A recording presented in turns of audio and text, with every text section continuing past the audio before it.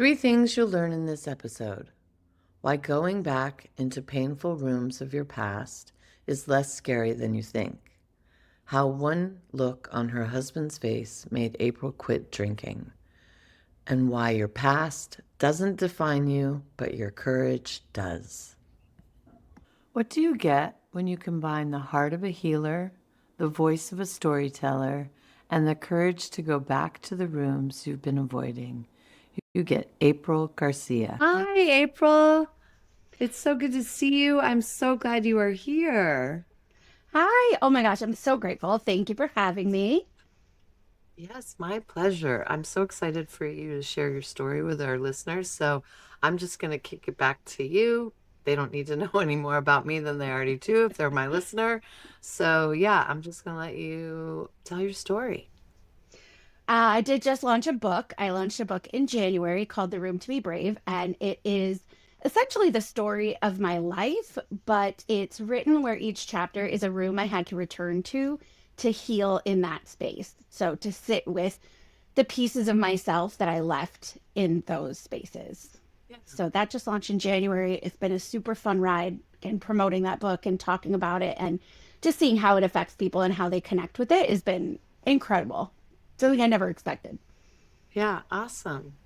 Let's talk about the healing and what happened that required you to do that. So it's funny because when I was writing the book, I had to narrow down my experiences and all how many rooms I put in there because at some point it would just look like I'm making it up because there's just been so many different kinds of experiences, so many dramatic events in my life that I there's going to be more books because I have so many other things to work through.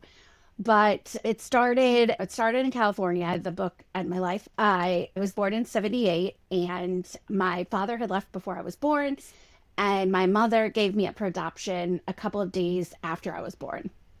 So she sent me to live with some other people and she had already had my brother who was a year old at the time.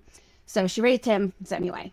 A year later, she decided that she couldn't live with that, so she took me back.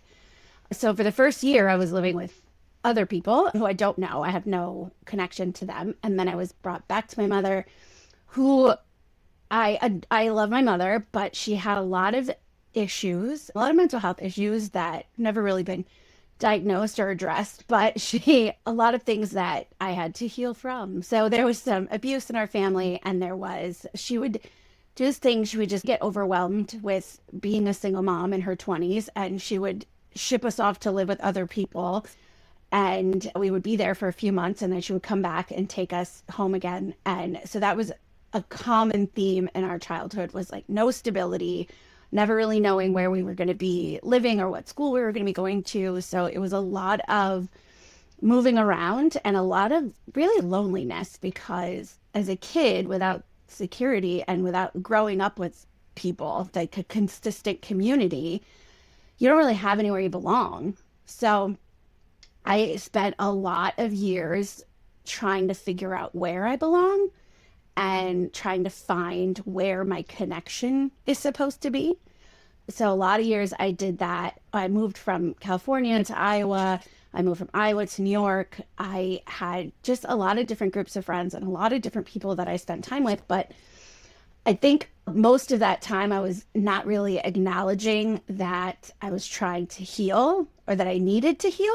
And so I drank a lot, which I think is a fairly common story for people who grew up with an unstable childhood.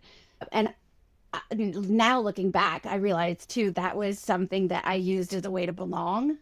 If you ever been to a bar, everyone belongs in a bar. So that was something that and looking back now, I always thought was the thing that I needed to be whole was to have other people. And that was how I got that. And then at 22, I got meningitis and almost died. So I spent a month in the hospital trying to just survive that. And then had some of my fingers amputated and had to really learn how to do everything all over again. So I left the hospital unable to walk, unable to use my hands. My short term memory was terrible. So I had a lot of that to overcome as well. to more alcohol because the trauma of that event, I just didn't know how to process and cope with. So there was like a lot of that kind of stuff. And then just the struggles when you spend your time in a bar, you spend your time really drinking and not taking care of yourself. There are a lot of other things that you end up having to heal from. So it was a lot of experiences that way. That is a lot. That is a lot. That would drive, yes, most people to drink. I think, I'm like, that's not even the half of it. I'm like, I'm getting the big ones. yeah, I think when you have a traumatic childhood, yeah, it's easy to turn to alcohol and drugs, right? Yeah. So that's not completely uncommon. And then I realized a couple of years ago that I have ADHD. And so there's this trifecta of people who become alcoholics, and it's childhood abuse, a history of substance abuse in your family. My father was an addict, and then ADHD. That trifecta is like you're probably going to have an issue with substances. But I didn't even know that was a thing until after I was diagnosed and after I stopped drinking. I was like, oh, that makes sense. I had no Storm. chance. Yeah. I had Yeah. no chance. So tell us, how did you, after all of that, how did you navigate out of that into who you are now? And Yeah, so I think I always knew I needed to go back and heal from the things that happened to me. I wasn't going to be able to really fully move forward as a whole person if I didn't heal from my crap. I had I had a very rocky relationship with alcohol, and I had a couple of rock bottoms throughout the years where I probably should have recognized that it was an issue, but I didn't. And the time that I finally did realize it was, I don't want to say it was a nothing kind of a night, but it was one of those nights that you wouldn't have expected. That would have been it for me. But it was. I had a rough night, and I woke up not remembering how I got home, remembering what happened beyond dinner. And my husband wasn't sleeping in the bed with me. So I went to find him in the house, and he was sleeping elsewhere, as he did a lot of times when I had too much to drink. And the look on his face was like disappointment, but not disappointment in me, but disappointment that this is what his life is like. And it was like all at once in that moment, I realized that what I was doing to self medicate and what I was doing to push down all of this stuff of mine was affecting my family. And it wasn't just about me. And I just decided in that moment, I hadn't even thought of it. It's not like I was thinking about it when I was going out to him, but I just said in that moment, I was like, I'm done. I don't want to do this anymore. I just don't want to wake up and feel like this anymore. I don't want to apologize anymore. I just don't want this. And he was like, okay, sure, betcha. Because it did kind of come out of nowhere or seemingly nowhere. And as I sat with that decision over the next couple of weeks and I started therapy and really started to look at why I was doing that, that's when I realized I really do need to go back and heal. So I started Googling like trauma healing, how to heal from your trauma, all of these different things. They have like retreats, and they have all these different kinds of therapy and EMDR and hypnotherapy and all these things. I was like overwhelmed. So I started to just chip away at it in small bites. So I did a lot of journaling. Journaling was huge. Every morning I was writing in my journal, and I was meditating because it was the only thing that quieted my brain in a way that I thought alcohol did. So it was the only way I could find that peace. And then I also was in therapy. So I was talking about my issues. And what I found was I was going back to these specific events and essentially sitting in those spaces. So I was sitting with the experience of what happened. And the more I did that, the more I got comfortable and the more I felt safe in those experiences. And the more I could see what I had taken forward before was not truth. It was perspective. It was the perspective of a 7-year-old or the perspective of a 14-year-old or a perspective of a drunk person or a perspective of somebody who wasn't clear-headed and looking at it now. So that's really when I kind of found my way back into really the rooms that shaped me. it's amazing. That's amazing.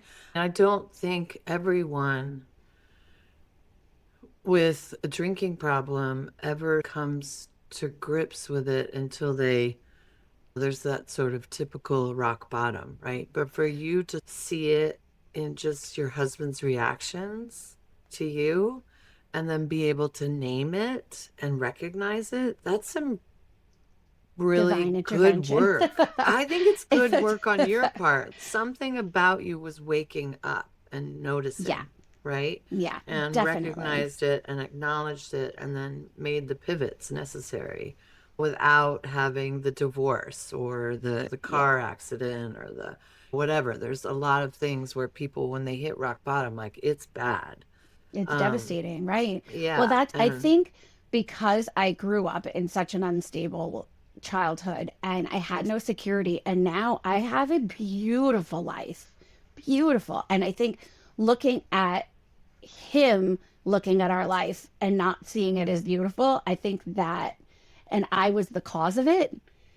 I think that just, when I saw it, I was like, oh my God, what am I doing? I'm destroying this beautiful thing. And like, he can't even see it as what it is because of my behavior. So that was really, it was like a slap in the face to me, like my own slap. You know, on TV when they're like, slap him in the face, get him, bring him to. And I'm like, no, do it to myself. good It for was my own you. slap.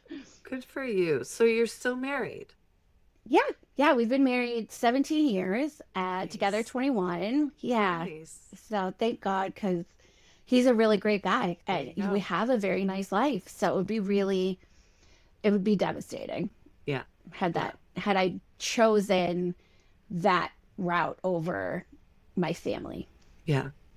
So your priorities restacked themselves, obviously, Oh and my you goodness. knew that there Yes. was something you had control over, Yeah. and I think And that's part of the process, right? Recognizing yeah. what you can control, releasing what you cannot control, Yes. serenity prayer. I'm like, serenity now. Yes. Yes, I love that prayer. exactly. Yeah. Yes, because it's everything, right? Because it's Yes. like, all right, Yes. stop trying to control the things you can't. But yes, control the things that you can. You really do. You gain so much sanity when you can tell which is which. Yeah. So, yeah, the serenity proof, everything, right? I know. I'm not even an addict, but my dad, I grew up with someone who became an addict, and it ran in his family, but it Yeah. came to him later in life. So probably when I was around 14 or 15, I think he started drinking, and then it got worse and worse. But he actually finally went to rehab and went through all that. So I Oh, am, good. yeah, take Yeah. on Well, these my sort of my crazy daughter codependent. is Yeah. my daughter's one of these people. Like, she'll never tell you when she's hurting. She never wants to be a burden on anybody. So she would have never told me any of this before I got sober. But afterward, we were sitting and talking, and she must have been like 15. Maybe I was a few months in. And she said how there were nights when I was drunk that she would cry herself to sleep. And I had no idea. Obviously, I was so self consumed, right? So it was like she was able to be honest with me, but it also showed me like her mom is her safety, right? That's your safe place, is your mom. And her mom in those moments was out of control. So like her safety was gone.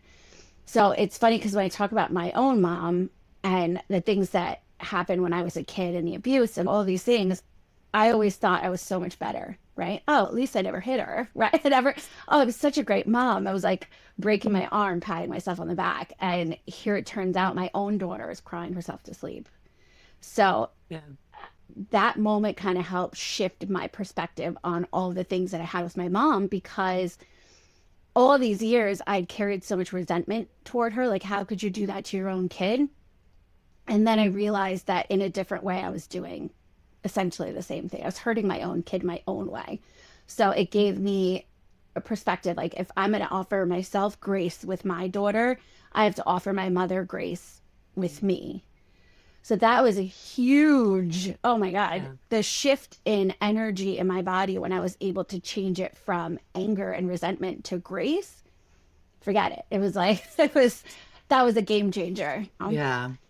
Grace is a big word for me. What a gift you gave your daughter to have her be able to express that to you at 15 and to be able to break that generational trauma. And I will Yeah. also say you weren't the same as your mother. You were Right. better than her in a lot of ways. You didn't drop your kid off with people for 3 months, you didn't bring back in some of those behaviors that you experienced. None of us True, as true. parents are perfect, right? We don't always do right by our kids, and that's just part of parenting, unfortunately, and Yeah. why therapy is such a great thing. That's why there's so many therapists. I'm like, okay, when you're an adult, you can handle that all by yourself. We can talk about it, but now that you're an adult, you can't blame it on me anymore. You got to work Yeah, that out. Um, exactly. You got to work through it. It's yeah, so yeah. true. But And you we've can see people definitely, who don't, right? You can yeah, tell when somebody hasn't or is not interested in working through it and just pushing the responsibility and blame onto other people in oh their yeah, past. Even like ex-husbands or their parents or there's, oh, yeah, this happened and this happened. I'm like, all right, and right, yes, yeah, okay, figure it out. yeah. You're Yeah. you're Now I absolutely get to right. say that because I did it. So I could be like, come on, get it together. Exactly. Come on, snap two. I Yeah, did it. Come on. yeah. We actually recently had a conversation, and we had made a deal with each other. We are going to break generational trauma in our family. Awesome. And so we've both been working on it. And so she shared with me something that came up for her that was directly tied to how she was raised. And I was like, wow, mind blowing. And basically, she came to this understanding that when she was young, she thought she had to perform in particular ways in order to receive love. My daughter thinks she needs to be strong Mm. for everybody else. So I have a lot of health issues. And whenever I'm in the hospital, she feels like she needs to be strong for my husband because she doesn't want him to worry about her too. We want to know when you're upset. He's here for you. He's awesome. He will sit with her and comfort her, but she won't do it. And I'm like, that's a story you've told yourself. And she's, no, I know. Well, I'll figure it out. it's a brick wall she builds around herself to her heart to protect her heart. And Mm-hmm. I know I did that a lot growing up, and it's taken a long time to strip those away so that I can feel my emotions when they're happening, not be really stoic about it. And I move through them quicker because I don't just like, I don't have time for this right now. And then when it catches up with me, I'm a puddle, Right. and then I'm breaking down and everything's going to hell in a You're handbasket. like, And you're like, it's yeah, just my bread went bad and I'm yeah. weeping. What happened? So I'm like, okay, I gotta soften this heart of mine and just be more vulnerable. And that is a process I'm working on still. Yeah, that's a hard Is one. breaking those walls down. So yeah, that's a I wall do that this, she needs to tend to, right? yeah, Yeah. I do this activity when I go to book fairs or I'm at a farmer's market next weekend, wherever I'm like trying to get people to buy my book. And I have this activity I do with them. And on one sheet of paper, it says, I was told to be. And they write who they were told to be, like small or helpful or quiet or perfect or whatever. And they write that on this sheet and they leave that with me and I pin it on a board. And there's another card that says, I'm brave enough to be. And then that's when they get to choose the identity they carry forward. So they're leaving an identity behind, the one that they didn't choose, and then carrying forward the new one. And I'm blown away every time someone does this activity because you can see it. They go, oh, okay. And then when it hits them, they're like, oh, and they write it out. Oh, I was told to be helpful. No way. And they pin it on the board. And then when they write the new one, they like their whole body language changes because they realize, oh, I have authority over this. I get to tell the story how I want to tell it now. It's so cool. And I hope that my daughter does the same thing moving forward. Whoever told her she needs to be like strong and independent and all that, if it's her or her father or me, whoever, wherever she got that from, I hope that she could write that story as no, I could have feelings and I Yeah. can be soft. Yeah. I remember my daughter a lot of times when she was young, she would be, do we have to talk about this? I was like, we don't have to talk about it now, but I'd like to talk about it at some point. You've got to be able to work through this stuff and feel it. You've got to be able to Yeah. feel your stuff for Yeah. sure. Yeah, Yeah. that's the But hard thing too, though. Even going back into the rooms, I always thought that going back into those spaces was going to be just as hard as being in there the first time.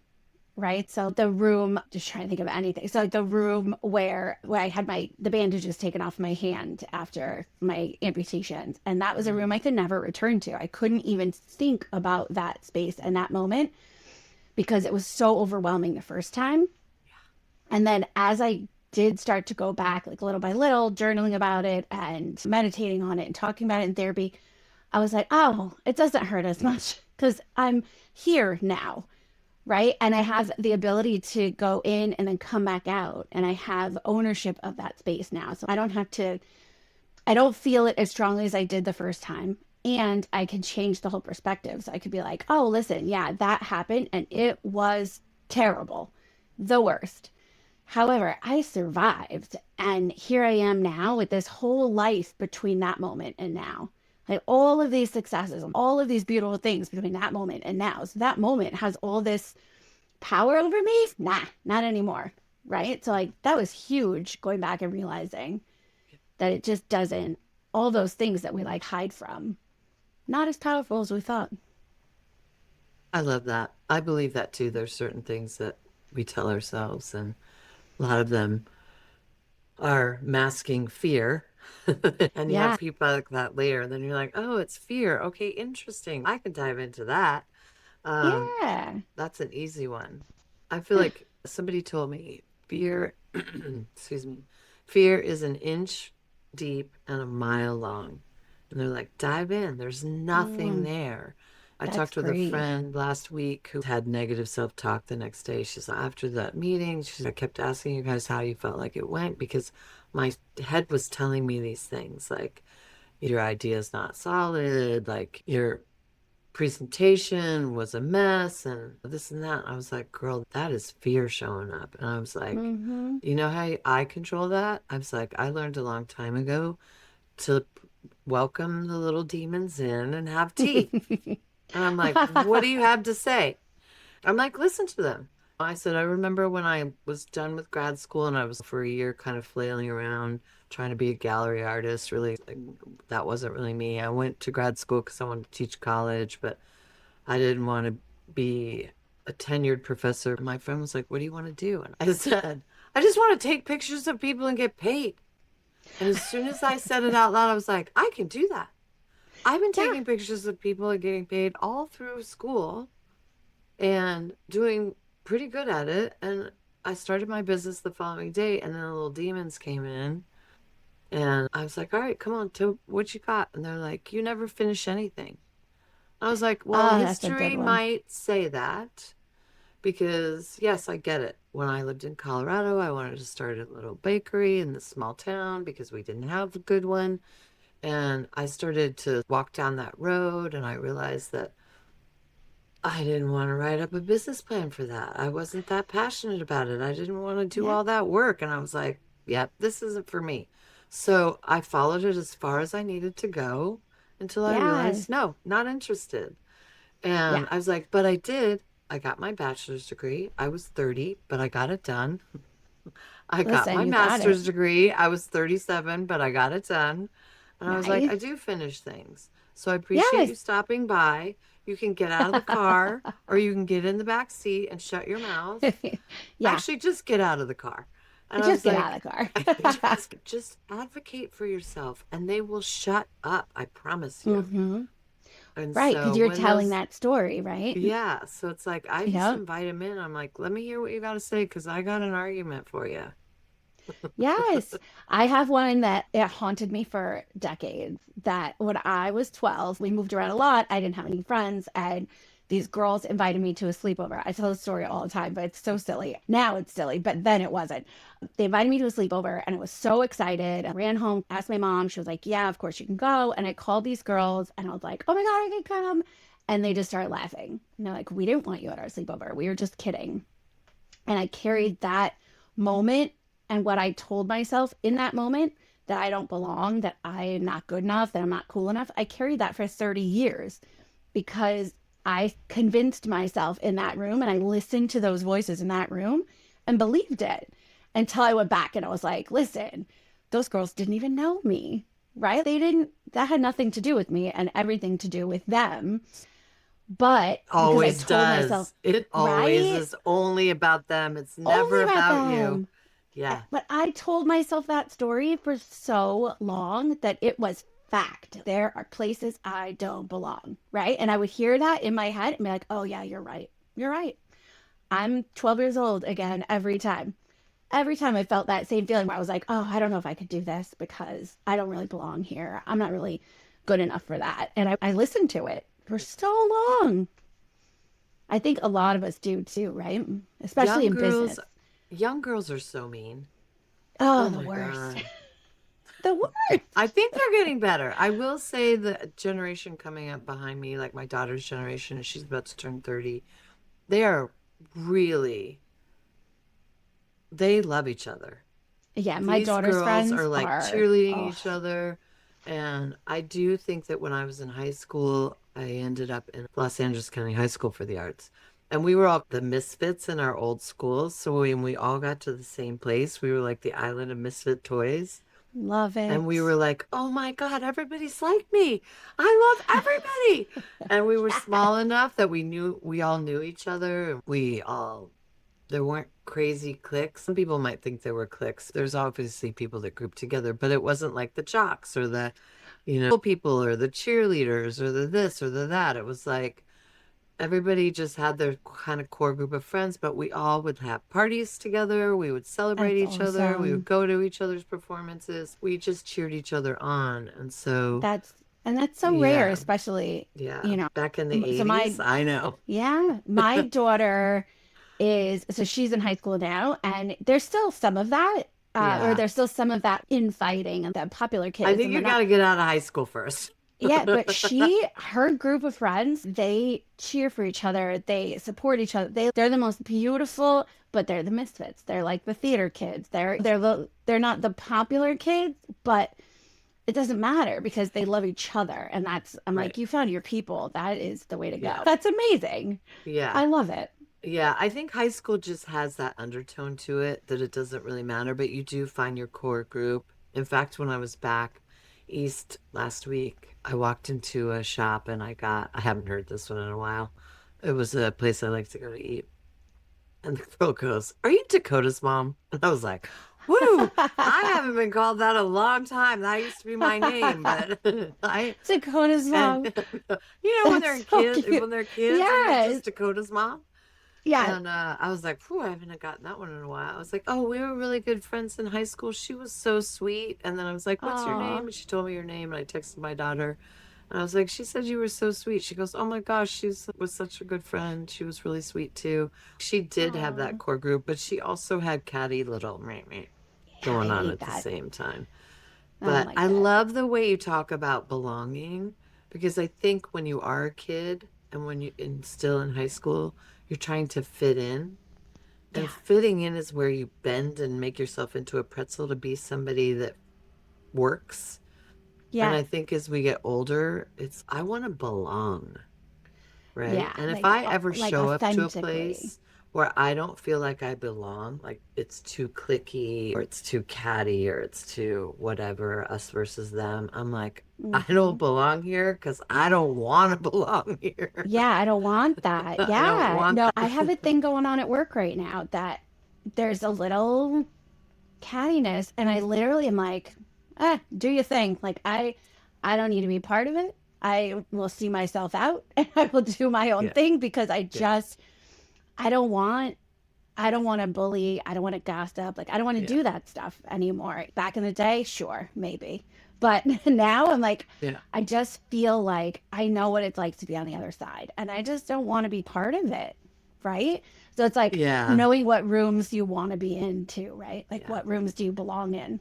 And which ones are yeah, too small for you or not right yeah, for you? See yeah, yourself out. yeah, exactly. I Yeah. have had a couple times where I've heard some chatter and I just go directly to the source. I'm like, here's what I heard. If you have something to say to me, just say it to my face. I'd rather Yeah. you just come to me and let's have a hard conversation. Because Yes. it's like, I'd rather work through the hard conversation and get to the root of it and solve it and have some weird This dynamic like that's weird energy, dysfunctional. Yeah, it's right? just Ugh. dysfunctional. Yeah. I hate that. We don't do that in my house. Yes. We don't fight. We're nice to each other. Yeah. I won't live like that. So I'm Yeah. not going to do that really anywhere. 'Cause it's just, Yeah. what does it serve? It just makes you Yeah. feel bad. I don't want to Yeah. feel bad. I felt Yeah. bad long enough. I feel No better. I want to be, kidding. yeah, No kidding. choose better, right? Yeah. Be better, Yeah. be Yeah, kinder, be right? yes, yes, exactly. Yeah. Yeah. What else? So you told us about you wrote a book. You're a speaker. I love that. Yes, And just I just spoke last week. Oh my gosh. Just I love it because and yeah, I found myself I've never been like a go women, but I find myself in that space right now and it's awesome. Whenever I it's the see a best networking space to group, be. As far oh, talking I about love it. go women, everyone Yes. watches women's sports. Yes, I love it. Because I like these networking events come up, and if I see there's like men there, I'm like, man, I'm good. And Yeah, I don't, and not to like bash men, but like they're doing fine. They don't need me. yeah. Um, And when I they're am great, they're all about, great. And when yeah, not, they're not. yeah. And I'm like, I don't need it. So I'm in like all these women's groups, and I literally have never seen myself as that type of woman. All of a sudden, I don't know, but I love it. So I spoke to a couple of different women's groups recently, and oh man, just like the hearts of the people in there, just Yeah. beautiful. They connect, like it's real. Yeah, it's very real. It's very connected. And I think women, we approach things different. Our perspective is a little different. Our depth is a little different. And so I think when you Collaborative. get into a room with women, it flows so naturally. You're like, it's so easy. It's so Yeah. lovely. I went to a women's conference and spoke recently, and it was like for 2.5 days we were together because I got to attend the conference as well. And it was like magic. It was So like, cool. I am still probably glowing from that. It was the middle of April, and I was just like, whew, that was a lot of power in that room. That was a lot of Yes. women, and it was women 50 plus. Oh, I love it. And it's women who are reinventing themselves. They're like, I'm no longer willing to work in corporate America. I'm doing this instead. Or they're just Yes. pivoting into this third chapter of their life where the magnetism and the power and the beauty and the all of it, they were excited, they were energized. And I was like, And like they this know is who they are now, profound. right? And it's like a Yeah. drug. I was like, man, I could take this every day. Yeah. Give And they me an like infusion of this every day. they're like, this is who I am and this is what I'm doing. They're not asking for Unapologetically. anything, Yes. unapologetic. That was the last group I just spoke to was, I believe, women of 45 and up. 40 or 45 and up. And yeah, every woman in there is just, "Ah, I'm done with this crap. I'm doing this now. And like, I found my passion and I'm doing it. And I'm like, Yeah. yes, let's do it together. Like, it's Let's do it so, together. It's yay. amazing. My It's three that, words this year were audacious, unstoppable, and unleashed. love it. I love it. That's exactly, yeah. My husband's aunt is, she's like my business coach, spiritual coach. She's just really amazing. And one of the things, whenever she would ask me, like, because I've had a lot of projects, and she'll sit with me and talk to me about each one. She's so good. And she's, okay, this is your project. What is your big, hairy audacity goal? Yes, And like, BHAGs. yes, your BHAG. And now I'm like meeting these women, and they're like, this is my BHAG. I'm like, yes. And I get so excited for them. Yeah, yeah, So excited. I yeah, love that this is where we're at, right? yeah. That we're just so I just attended this thing at Hofstra a couple of months back, and one of the women that spoke, oh my gosh, I was like literally girling, but she was one of the first women to have a business loan in the US without a man because it was only 1988 that women could have a business loan without a man signing on onto it. So I was like, literally, she paved the way for all of us, which is you should see me just swooning.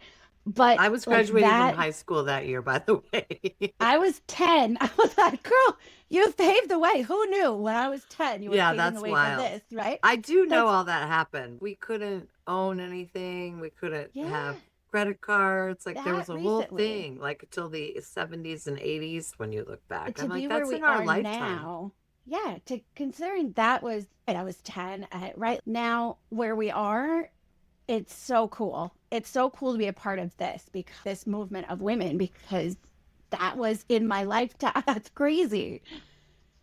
Yeah, Absolutely the women crazy. right now, we're ready to take over. When I'm with women, I'm like, I can feel the vibe, like the Oh yeah. fiber of the energy in the world just levitating. And I was like, Yeah. here we go. We're just waiting for Yeah. the opportunity. And Yeah, it's that coming group, soon. And we are the going to group be I like, was at, get out of the way. yeah, we're on our way We're in. taking Thanks. over. We're going to handle it. This is what Well, we see do. yourself out. We're always handling things. Why do you think we're not good at this? We're going to handle it. Because now, I think now it's like we know enough to collaborate. I feel like there was a lot of competition in women, or the message was that women are Right. competitive and we're always competing. Right. But there's so much collaboration right now. Yes. That's all we needed was to think, oh, we're not competing. We We work sort of stripped together. ourselves of that cultural stuff. I'm like, I'm done Yeah. with whatever culture tells me it thinks I should be. I'm like, no, I'm who I Yeah. am. And you can all just market to somebody who cares about that because no, Yes. I don't. And I think I more of did us are nothing in there. order. Yeah. Oh, me I've either. been dancing to the beat of my own drums since I was a kid. I did it all backwards. So I grew up in California, like I said, and when I was 19, I was like, I'm out. I don't want to be here anymore. California makes me uncomfortable. I was We went the here opposite. in LA, and then I was like, I'm so out of here. I got to go away from my parents. I went as Right, far as I same. could without dropping off the I stopped in Iowa. continent. I did an 8 year stint there, but I literally packed 2 suitcases. I had $9 in my pocket. And this is in the 90s. There's no cell phones, nothing. So I just was like, I'm gonna go. I'll see myself out. And then I took a bus to Iowa. So I lived there for 8 years before I met my husband and moved to New York. But yeah, I didn't grow up thinking I was gonna go to college, do 4 years after high school. I didn't even know how to do that. Right. I didn't even know how to apply. I don't know. It was so bizarre. Now I graduated from college in my 30s. Same. Like, I met my husband when I was 26. We got married. I was 30. I had my daughter at 31. Graduated college at 35. And then I've just been doing all kinds of things since then. But Yeah. yeah, I don't think there is like this timeline that you. I think the timeline is bogus, and it makes you just feel like crap about yourself when you don't hit your milestones that Well, you're the supposed to American hit, right? dream is you get your college Right. education, you get married, you buy a house, you have a baby in that order. I was like, Absolutely. excuse me, No. what? Who said I had to do that way? No. Like, yeah, I was like, absolutely not. I did a year of college right out of high school, and then I was like, because I was a dancer in high school and middle school, and so I did want to go to NYU. I got into Tisch School of the Arts, and after that first year, I was like, I don't want to be a dancer anymore. So I stopped going to college. My dad was pissed. I don't think he talked to me Imagine. for a year. He was like, "Don't call me for money." I was like, "Don't worry, I don't need your money." That's like And then challenge accepted. always, anytime somebody Yeah, told tell me I me. couldn't do something, I was like, "Watch me." Yep. Um, Oh, same. I convinced my best friend from high school who had lived with us because she had to take two buses to get to school, and it would take her 2 hours to get there. And we were like fast friends. And she was being raised by her grandmother, who was raising other people's kids because she raised her. Her sister had already blown the coop, and Nikki was the last one. And so she came and moved in with me. And my dad took her under her wing. She didn't think she was going to go to college either. And I was like, "Where are you going to go to college?" And she said, "I'm not going to college. Nobody in my family's gone to college. I've never even Right. thought about going to college." My dad was like, "You're going to college. Where are you going to college?" And That's she ended up great. going to Santa Monica Community College. Oh, So I don't even while I know. was in New York, she was getting credits there. And then I came back and said, "Do you want to move to New York with me?" And I still have the original pros and con list. Um, and I was like, we're going. So she moved with me to New York. We just lived there and worked. And In the city? yeah, we moved Awesome. to 7th Street and Avenue A in 1989. Oh my God. It was Tompkins Square Park was tent city. There was like drug addicts everywhere. It's the only You're like, place we're we could gonna do great. afford. We're gonna get killed. Yeah. But we have an apartment. We That live in was New York. we live in New York. We were just so excited. And I had friends there from college, and we had a great time for a few years. And then we both moved away. She moved back to LA. I moved to Boston. Oh, I I love forgot why I was Boston. telling this story. But yeah, I just think, yeah, make your own plan. Do your Yeah, yeah. thing. Actually, so when I Yeah. was in high school, I was in theater. I went to high school in Fountain Valley, so like Orange County, and I did apply for American Musical and Dramatic Academy in New York, and I got in. I got a scholarship, the whole thing. And I was like, oh Yes. my God, I'm going to go to New York. And then that fear voice was like, who do you think you are? Like, you cannot go across country with no resources and go to school in New York. So I threw it away. I didn't go. So it's actually a chapter in my book about like how funny the universe is, right? Because now here I am in New York. My husband works in the city. I worked in the Yes. city when I first moved here. And now I'm telling my own story instead of acting other people's stories out. So Yeah. it was just like this whole, like, the universe knew. Like, there was Yeah. a reason I wanted to come here. Yeah. I just had to do it in my own time. And in the And right it, time, right? In divine timing. yeah, Yeah. exactly. Yeah. So I was like, I So, always knew I was going to come to New York. yeah. So when was going to start my podcast, I thought about it for a year. Already knew I was going to do it. I was just waiting to, I was in the middle of gutting my business and rebuilding it. So when I had gotten that kind of under my belt, I was like, okay, it's time to start the podcast. And I bought all the equipment. And I tell this story a lot. I don't know if I've told it on the podcast, but for 2 months, the gear just sat there still in the box, which is very unlike me. I'm the girl who opened my Christmas presents before Christmas and would pull them out quietly and then retape them. Of And course. because I like Kevin. surprises as long as I don't know that there's a surprise Mm-hmm. waiting for me. Just Oh, yeah, I bring it can't to sit on me it. and unfold it, but don't That's like surprise. it's 4 weeks of torture. We put up our Yeah. Christmas tree right after Thanksgiving, and then you just sit there and watch presents come in and get put under the tree, and you're like, what am I supposed to do for the next 4 weeks? Just stare at that? I Like freak. hate that. I hate that. It's like an Yeah. anxiety. I was like, I have to know. I have to know. I have to know. Anyway, so those boxes, I was like, this is weird, but I didn't have any sense of why I didn't want to do it. And I woke up one morning in the same voice. Who do you think you are starting a podcast? Mm-hmm. And I was like, oh, there you are, bitch. Get out. Yeah. Oh, Get now we can out. address this. I was like tearing it all over. I was like, now I got you. You're sitting in the corner in the dark Yeah, lurking. we know. And now you're trying to Yes. whisper. No, you're out. And then I Mm-mm. just started No. tearing it open and I posted my first podcast a month later. I have, do you know why? That's why I have this is because I was going to do a podcast, but I was going to do a podcast to avoid writing my book. I So like also have I one. Mine's always just knew. off Is screen. I did a lot of projects to push off the book because I knew for years I wanted to write a book, but just couldn't do it. Couldn't do it. Yeah. And then it turns out I couldn't do it because I hadn't healed yet. So I was writing the book a bunch of times. I started like looking at the podcast equipment, right? And so I started it so many times, but I was writing every time from this place of pain and frustration and anger and grief and shame. And that's not a good story. No one wants to read you. And then this guy did this. Nobody wants to read that. So it wasn't until I got sober and started to heal. And then I was talking to my husband one day and he was like, it's time. I was like, oh, whatever. Sure it is. And then I was talking to someone else and this person I was talking to had a lot of childhood trauma and all these things. And I was like, oh, you got to go sit in the room and you got to be in the room to feel the stuff so you can heal. And I kept saying the room and I was like, oh, that's the book. Oh, okay. And then I sat down and it was like, bleh, just book. It just came You out. just So needed your access point. Yeah. yeah. And that I had to get rid of all the other stuff, the alcohol, the fear, yes, the grief and the pain, all that stuff. I had to clear it out of the way. So there was space for the book to come out. Right. And then I was like, oh, here it is. Oh, I found it. But I had to address everything because if you don't address it, it's not going to be as good. I would have written the book. It just wouldn't have been that good. Yeah. It's been very sad.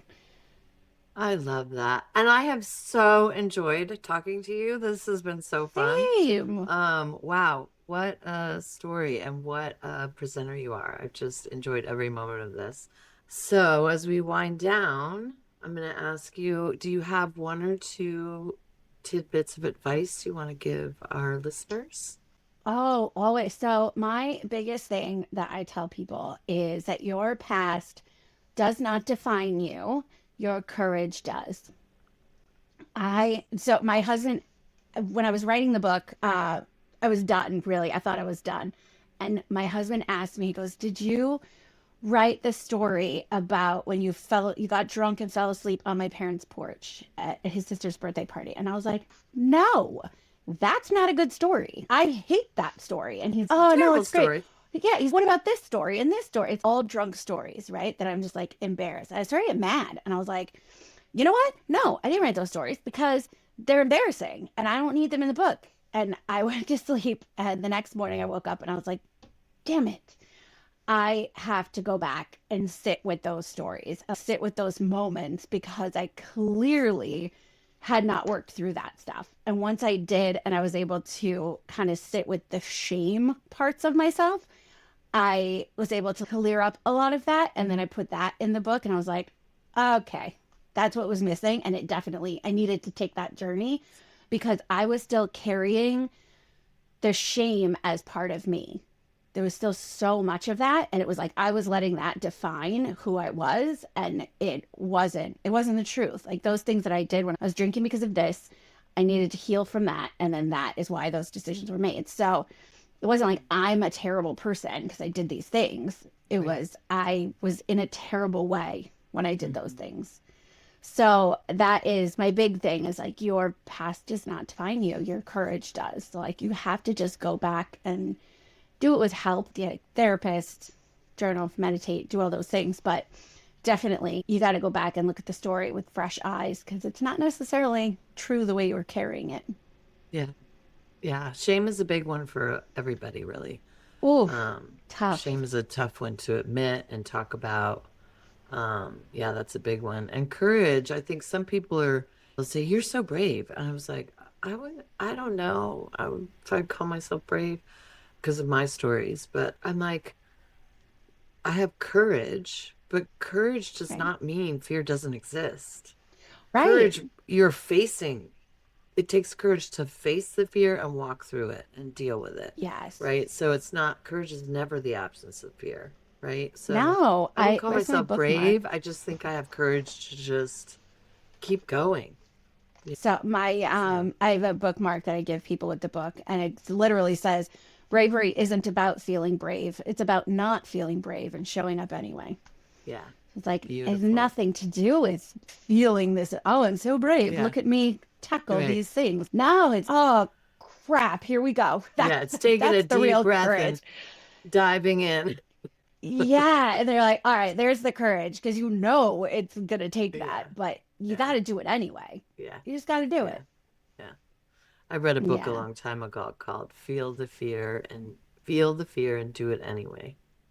Yes, exactly. Yes, Exactly. yes, yeah, Now I have to look up that book. Like, yeah. I yeah. don't even know if it's still in print. It was like 30 years ago, but maybe 25. I don't know. Maybe 20. I can't remember. I'm so old now. Who can keep track of it all? Oh God, that's it. That's all. I got a couple left. Thank you so much. I'm going to put all the information people need to get a hold of you, your book, all the things in the notes Awesome. below. So everybody take a look and at April Garcia and check out what she's Thank got. I'm you. dying to read this book. I'm ordering it today. And I should No, have I'll ordered send you it one. after I talked to you before, but No, I'm gonna send um, you one. all right, sounds good. I would love to read it. I love the idea of the Yes. rooms. And thank you Yes, I so hope much you for love it. being with us. Thank you so much. It was a Thank you for pleasure. having me. Very, very Yeah. fun. Thank you.